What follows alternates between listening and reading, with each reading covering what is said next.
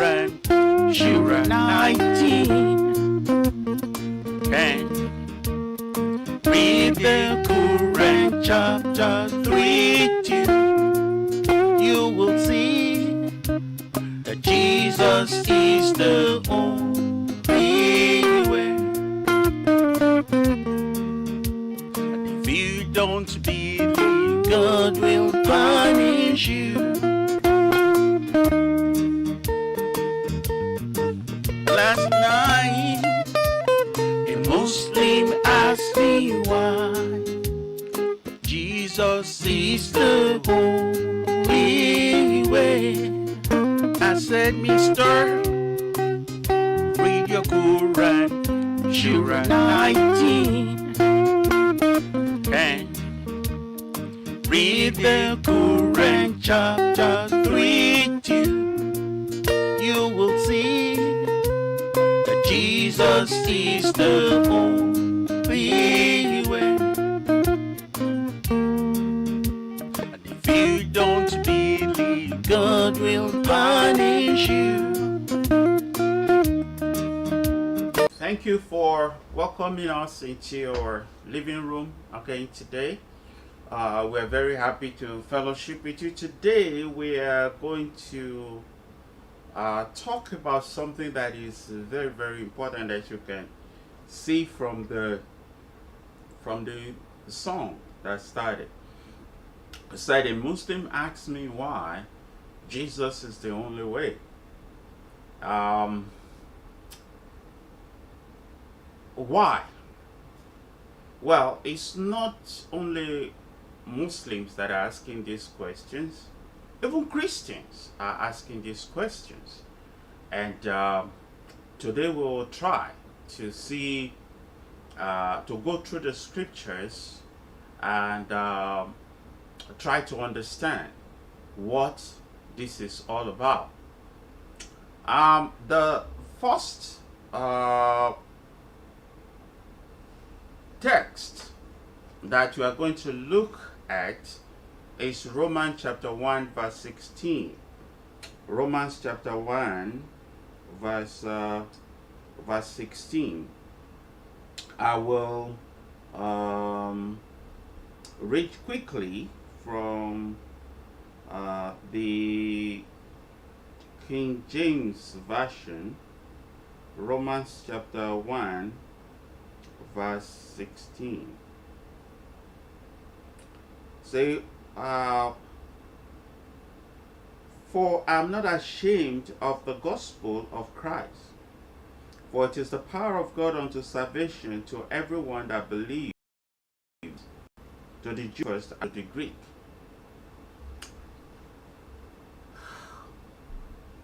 The first question is, why religion? Why do we need religion? That's a fundamental question. Why do we need religion? When you ask people that question, you get different answers from different people. Some people know that there are questions about our existence in this world, questions that we cannot answer. Why did this happen to this person? Why did it not happen to that person? Why is somebody rich and why is another person poor? You have situations where even when you look at the effort that people put into life, their work, you see two people putting almost the same level of effort into what they're doing, and you have different outcomes. Why does it rain sometimes? Why doesn't it rain sometimes? Why do we have good harvest sometimes? Why we have bad harvest sometimes? Why do people pass through the same road? Some end up dying and others successfully go through this same road. We have many questions, and when we are not able to get good answers for these questions, we tend to gravitate towards religion. We feel, as human race, we feel that there must be a superior being out there that can supply answers to these questions. And you are right. There is a superior being outside there that can answer these questions. So we have religions. We have different types of religions. Some people worship what they don't know. But we have all kinds of religions. You can name them. Different parts of the world, different civilizations, we all gravitate towards the worship of a mystical being. But if that's the only reason why you seek knowledge beyond the unknown, beyond the known, then it's not enough. It's not sufficient. It's not sufficient. The fundamental question is really what happens after death. That's the fundamental question of religion. When you die, what happens? When I die, what happens? Well, this is a reason why we need to think of what we do here. Some people feel that once we're dead, we're dead. But the things that we see in this world, they give us ideas of what to expect in afterlife. I usually use the example of amphibians. They live their lives in two phases. The spirit of man does not die. Once a spirit is created, it lives forever. An amphibian starts its life in water and completes its life on land. It is very similar. This is a similitude. This is something telling us about what to expect when it comes to this life. We start here on earth, but it doesn't end here. So what's the proof of that? Many people can say there is no proof of that, but I'll give you one little glimpse. You remember the last time you slept? You were sleeping, but there's this part of you that did not sleep. You went somewhere with your friends in your dream. You did some things. Some people were running after you. You were trying to run away. And some people have these vivid dreams in such a way that even when they wake up in the morning, the dream continues. Some people wake up, panting from the event that happened, or some people wake up sweating from what happened in their dream. Some people wake up running out of the bed. Some people see marks on their body when they wake up in the morning because somebody was beating them in their dream, and then they wake up in the morning, they look at their bodies, they have marks some of these things shows you that some of the things show you that life does not end here. That is the closest I can get. So, what if instead of sleeping when you die, you end up going to a place that you like or a place that you don't like? In actual fact, there are many testimonies or stories from people who died in the hospital and they were being prepared for the mortuary and suddenly they come back. And they tell us also about life after death. Well, we can ignore all these at our own peril. There is enough information to warn us about afterlife. So we can choose. I read a story of a king.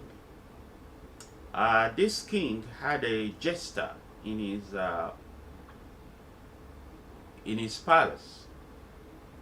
This jester will make anyone laugh. But there was this time that the king was not very happy. He was sick, and the jester kept trying his best. So finally, the king got tired and called the jester. He said, "Jester, I want you to travel. I want you to do a research for me. And that research is find someone who is more foolish than you." Of course, in those days, you cannot argue with the king. You cannot dispute what the king is saying. So the jester packed up his things and kept traveling, because the king said, "Don't come back until you get an answer." So he traveled, he kept traveling, and finally he met someone. And the person said a foolish person is a person that is going somewhere and does not prepare for that place. Whoa. So when the jester had this answer, he turned back and went back home. So apparently the king was not expecting him to come back, but he did. So he got back to the king.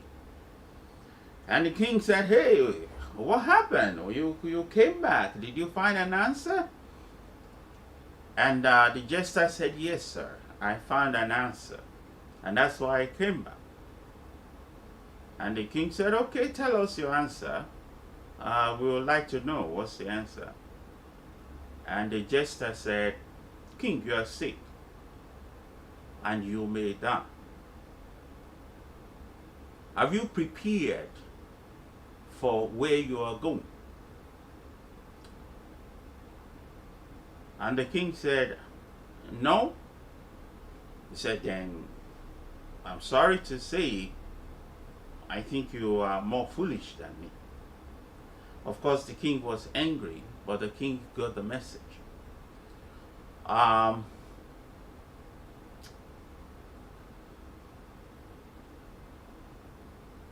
Someday we will all leave this world, and we should seek an answer. In actual fact, if you read about the life of many wise men, wise popular celebrities, towards the end of their life, they ask one question. We have a guy back in Nigeria. He was so popular, a politician. He almost became the president of the country, although he didn't. Um, it was so popular that the university was named after him. Uh, and towards the end of his life, he documented his search for answers. What happens after life? Because he realized he's nearing the end of his journey. He was nearing the end of his journey here on earth. And that is what religion should be about. If your religion cannot answer that question very well, then there's a problem. Maybe you need to change that religion. When you go to the Quran, Surah 19 and Surah 3, Surah in a common man's language, it's chapter 19 and chapter 3 of the Quran spoke extensively about Jesus Christ. Extensively about Mary, the mother of Jesus, the virgin birth of Jesus. So even by reading the Quran, that's what that song was about. You can find out about Jesus. You can learn a lot about Jesus. Of course, there are some discrepancies between some aspects of Jesus' life in the Quran versus the Bible, but you have enough in the Quran to tell you about Jesus. In actual fact, there are new believers now who are becoming believers just by reading their Quran. Just like many Christians don't read their Bible, there are many Muslims who don't read their Quran. If they read their Quran by themselves and understand it and process the information, they may actually come to different conclusions. So, what's religion about? Religion should be about life here, but more importantly, life after death. So, there were many prophets in the Quran, and there were many prophets in the Bible. The similarity between the two is that even in the Quran, there was no other prophet like Jesus. And in the Bible, there was also no other prophet like Jesus. So, this is the fundamental reason for calling Jesus the only way. How is he different from others? Well, in Surah 3, Quran chapter 3, and also verse, chapter 19, it was confirmed that Jesus was born without a father. Jesus had no father. He was born without the normal process of creating a child. I mean, in the Quran. Now, all other prophets were born the natural way. This is distinctive even in the Quran. Of course, in the Bible, we know of the virgin birth.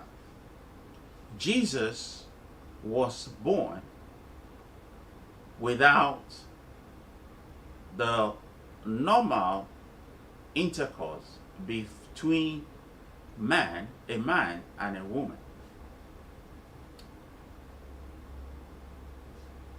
How does that connect to the life after death?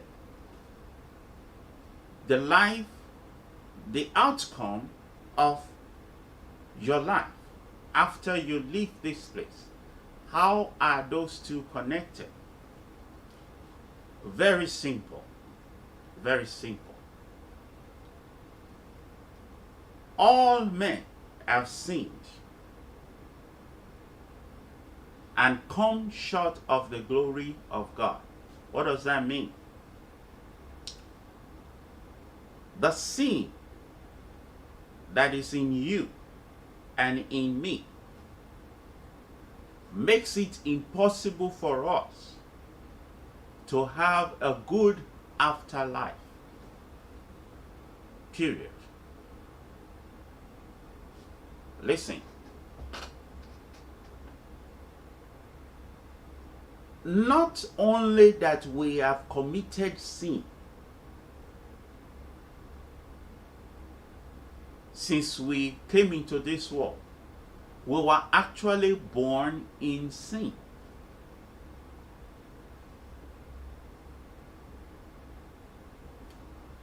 A good analogy is this, okay? The DNA that is inside you is a sinful DNA. So you can't get out of that cycle. Personally, I don't eat dogs.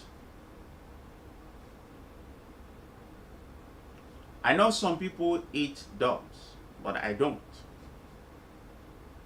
So if you are a member of that family, if you are a dog, you will never end up on my dinner table or my dinner plate just because you are a dog. You have the dog DNA in you. I won't eat you. You won't be cooked in my house. Very simple. So because you have the human DNA, you are not qualified to have good afterlife. You are already condemned to a bad afterlife. So you say, what about good works? Can't I be nice and do good things to people? Won't that count? No, it doesn't count. Look, no matter how good a dog tries to be, the dog may help people. You know, dogs help people. May help other dogs. May help cats. That will not qualify that dog to be on my dinner plate. Because I don't eat dogs. It's a dog. So all the good deeds that you do, listen, they are useless. They cannot give you afterlife.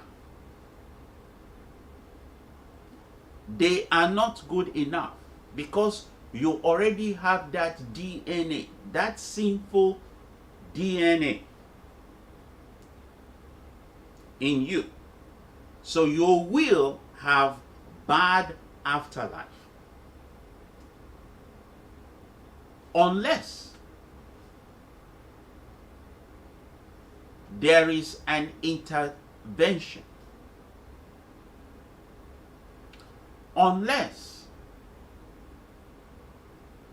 a blood is shed for you. Unless a sacrifice is made for you. And whoever is going to make that sacrifice must not have the problem you have. You can kill goats, you can kill cows, you can kill ram. They cannot be good enough for you because you are not a ram. A ram can intervene for another ram.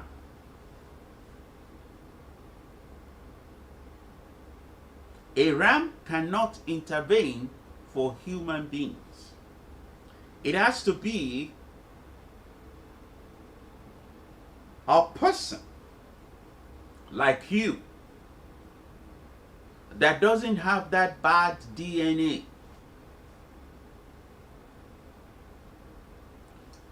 That does not have the Adam that sinned. DNA.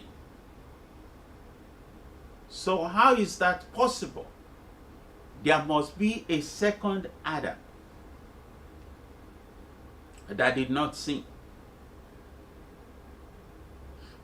You know the story of mankind.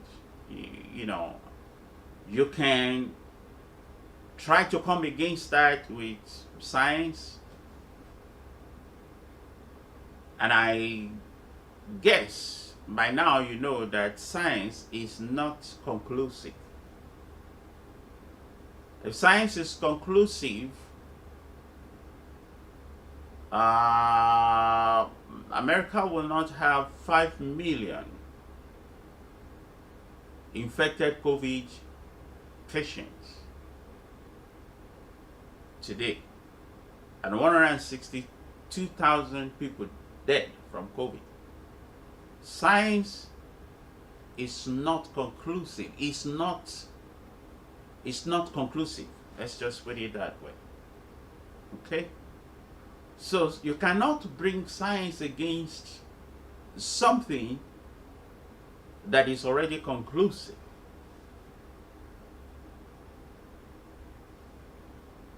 So long story short, there must be a second Adam. The only way that second Adam could come into this world was by immaculate conception.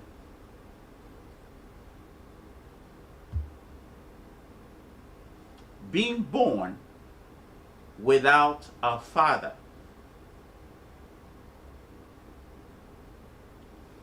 Surah chapter 3, Quran chapter 3 and Quran chapter 19 confirm that Jesus was born without a father.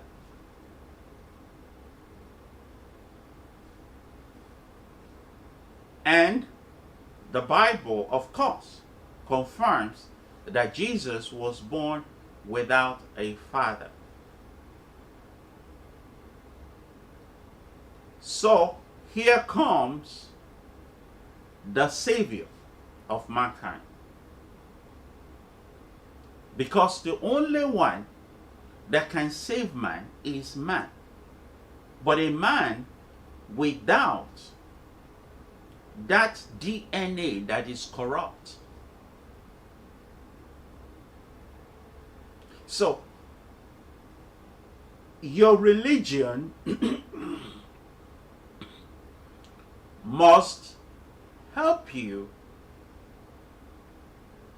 transition from this person or that person that is already condemned to bad afterlife. You need to transition to someone who can obtain good afterlife. And we will continue from there.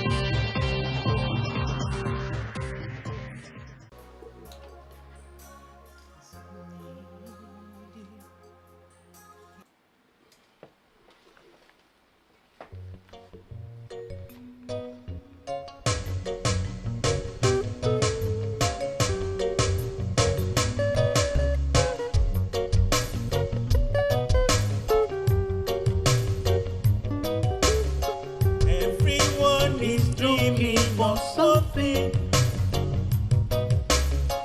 Everyone is looking for something. Very many don't know what it is. They just keep on looking for nothing. Friends, what you need is Jesus' solution. Friends, what you need is Jesus' solution. Friends, what you need is Jesus' solution.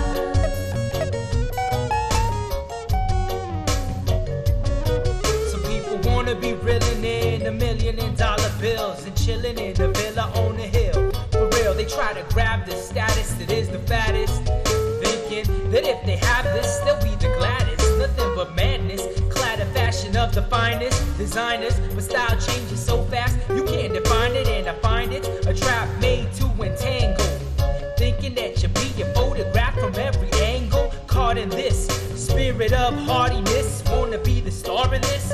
Forget the godliness, being a part of this can only start to cause a dark abyss. You want heaven on earth, but that's the mark you miss. The heart of this is that your heart will only harden it.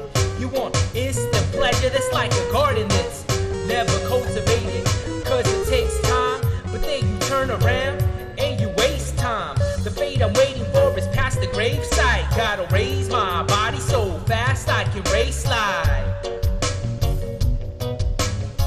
Money cannot give you what you want. Power cannot give you what you need. What you need is Jesus' solution. That's the only thing that's a ease for us. Friends, what you need is Jesus' solution. Thanks for welcoming us into your living room today. We will continue with our series on why Jesus is the only way. I read quickly from the Quran, chapter 19. I read verse 20. Quran Surah 19 verse 20, or Quran chapter 19 verse 20. She said, how can I have a son when no man has touched me, and I was never unchaste? He said, thus said your Lord, it is easy for me, and we will make him a sign for humanity and a mercy from us. It is a matter already decided. So she carried him and secluded herself with him in a remote place. The labor pain came upon her by the trunk of a palm tree. She said, I wish I had died before this and had been completely forgotten. That is verses 20 to 23 of the Quran about the Immaculate Conception of Jesus Christ.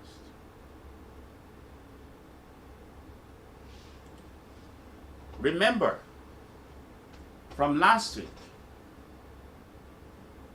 there are so many prophets in the Quran, and there are so many prophets in the Bible. But even in the Quran, the only prophet that had Immaculate Conception was Jesus Christ.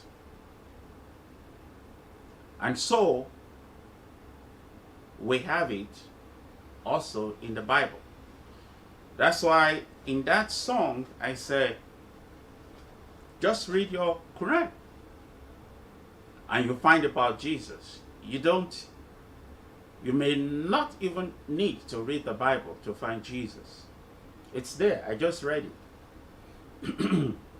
There are more verses about Jesus in chapter 3 and how he was born, about his life. So, here is the problem. If you are going to try religion at all, try the one that can help you. That's what I'm saying.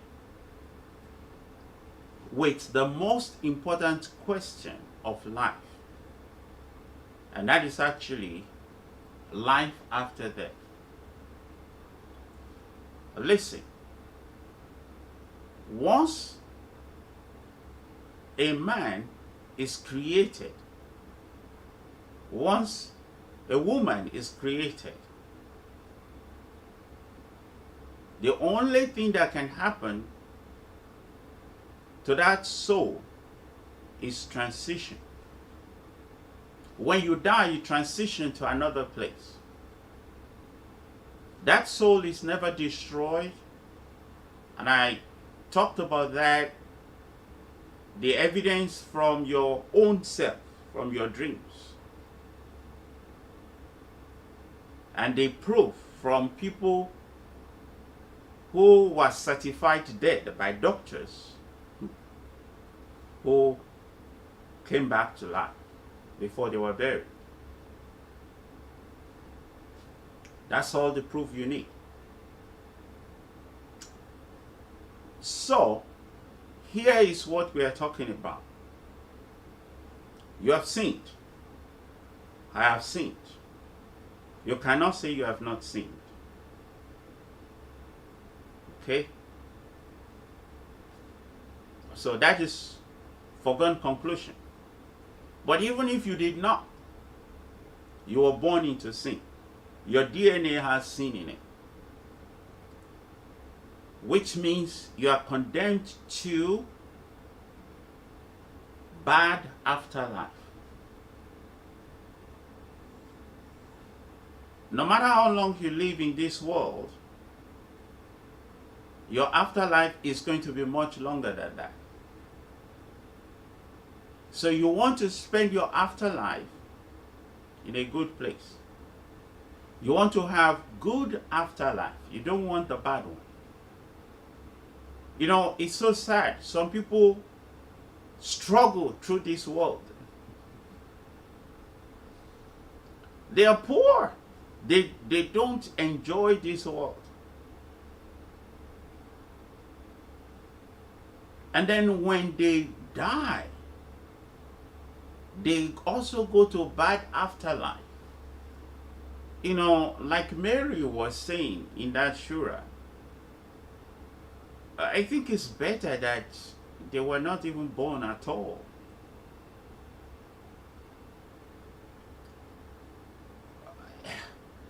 You can have a good life here and have a good afterlife too. Both of them are not mutually exclusive. You can have both.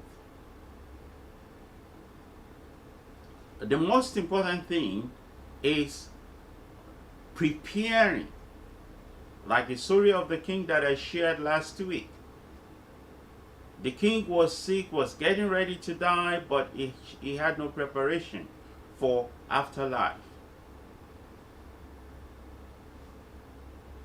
So, in order to transition from that bad afterlife that we are all condemned to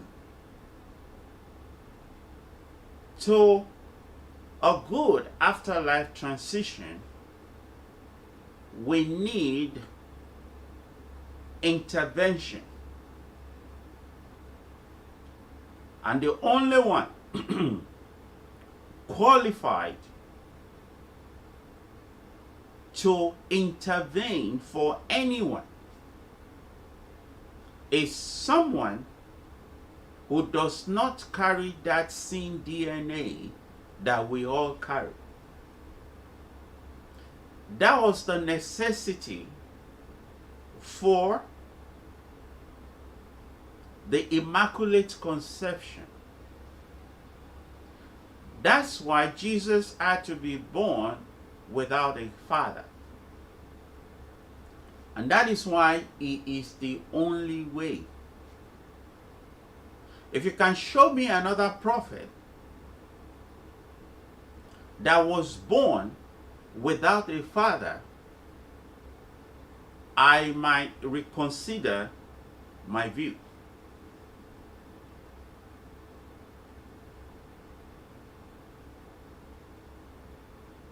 I mean, seriously.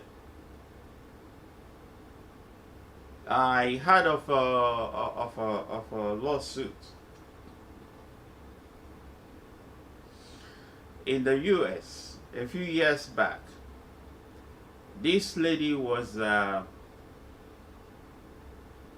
involved in 3D movies that,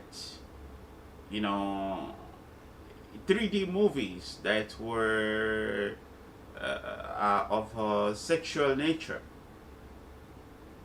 And then she got pregnant. And she was suing the owner of the 3D cinema. Listen, there is no other prophet that got born without a father.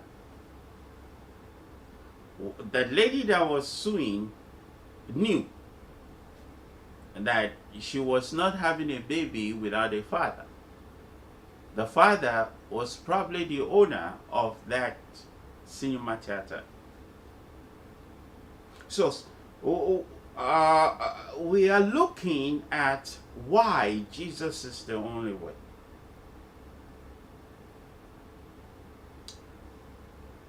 So Jesus came in. That was one of the qualifications, just one. The other is that that person that can intervene must live without sin in this world. Born without sin, live without sin.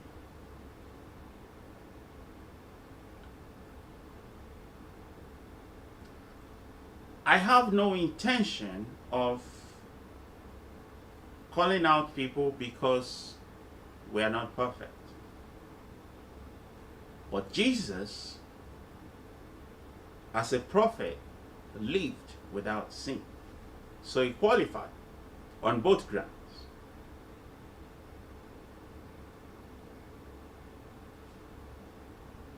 So now we have a lamb, the Lion of the tribe of Judah, who has prevailed according to the book of Revelation, and he has opened the seal. Is able to open the seal. His blood was good enough. So there was this third element that was very important. Religion is not to make you good. The purpose of religion, you can be good. It's okay to be good. There's nothing wrong with being good. But if all you want from religion is being good, it is not wise. Wisdom is looking for a religion that will help you in this world and also help you in the afterlife.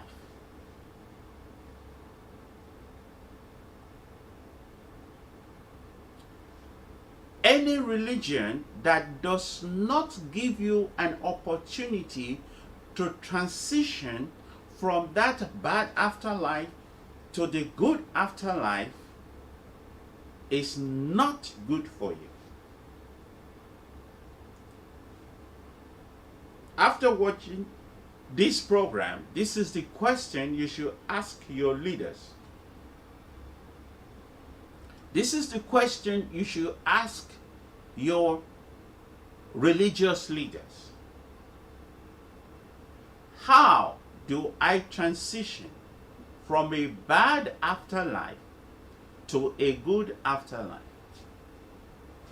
If they cannot answer you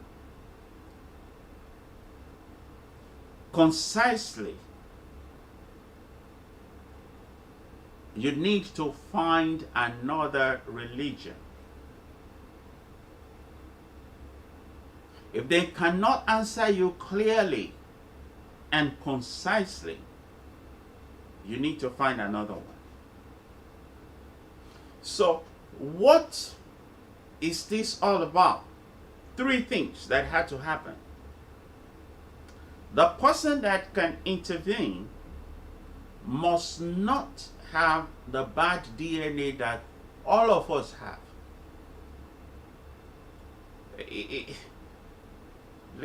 It's like you were born into sin.